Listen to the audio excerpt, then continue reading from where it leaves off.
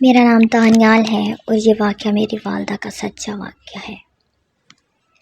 امی جب شادی کے بعد جس گھر میں آئیں وہ نہایت ہی شاندار اور وسیع و عریض تھا۔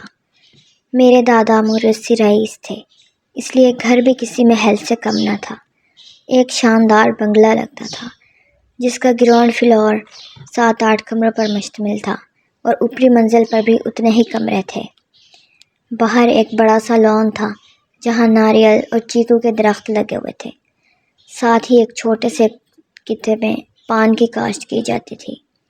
دادا چونکہ ایک بزنس مین تھے، اس لیے وہ امپورٹ ایکسپورٹ کے ساتھ ساتھ گھر کے پان اور ناریل بھی فروخت کروا دیا کرتے تھے۔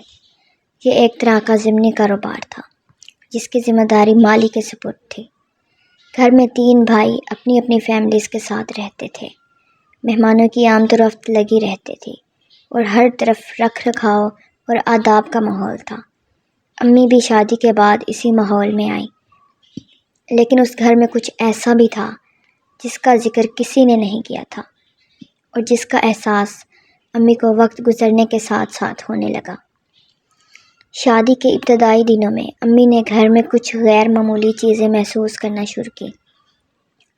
کبھی پنکھا خود بخود بند ہو جاتا تو کبھی اچانک چلنے لگتا، کبھی واش روم سے پانی گرنے کی آوازیں آتی حالانکہ وہاں کوئی بھی نہیں ہوتا تھا، اور کبھی باہر کسی کے چلنے کی آوازیں آتی اور باہر کوئی نہیں ہوتا تھا۔ یہ سب کچھ امی محسوس کرتی تھی مگر سمجھ نہیں پاتی تھی۔ 2-1 بار ابو سے ذکر بھی کیا مگر انہوں نے بات بدل دی۔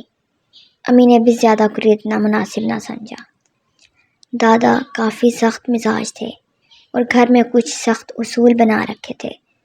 مثلاً رات دیر سے کوئی باہر نہیں جا سکتا تھا، کھانے کا وقت رات 9 بجے مقرر تھا اور جو اس وقت نہ کھائے اسے بعد میں کھانے کی اجازت نہیں تھی، رات کو کچن صاف کر کے ہی سونا تھا، اور بھی کئی ایسے اصول تھے جنہیں امی کو وقت کے ساتھ ساتھ سمجھایا گیا۔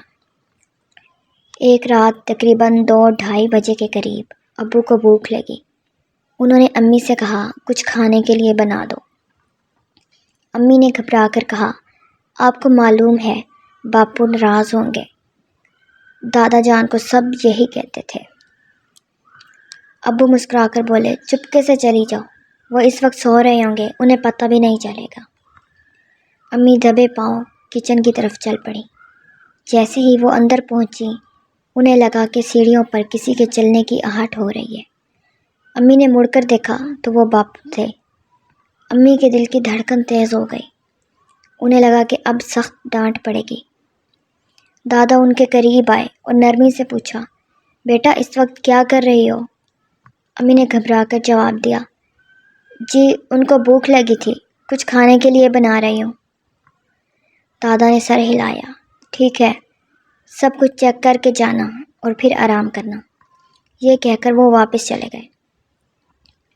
امی نے کھانے کی پلیٹ اٹھائی اور جیسے ہی کمرے کی طرف بڑھنے لگی اچانک پھر سیڑھیوں سے کسی کے اترنے کی آواز آئی۔ امی نے حیرانی سے مڑ کر دیکھا، باپو دوبارہ نیچے آ رہے تھے۔ انہوں نے غصے سے پوچھا یہ کیا وقت ہے کھانے کا؟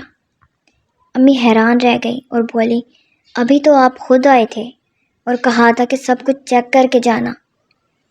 یہ سن کر دادا کچھ لمحے خاموش رہے، پھر ہلکی سی مسکراہٹ کے ساتھ بولے اوہ سوری بیٹا، میں بھول گیا تھا۔ امی کو کچھ عجیب سا لگا مگر وہ کچھ کہے بغیر کمرے میں واپس آ گئی۔ امی نے ابو کو سارا واقعہ سنایا اور الجھن میں پوچھا یہ کیسی عجیب بات ہے؟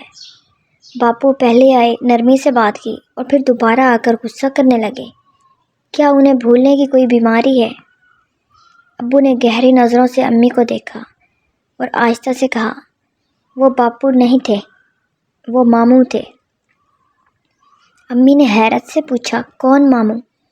آپ کے گھر میں ماموں بھی رہتے ہیں؟ کسی نے ذکر تک نہیں کیا اور نہ ہی میں نے انہیں کبھی دیکھا ہے۔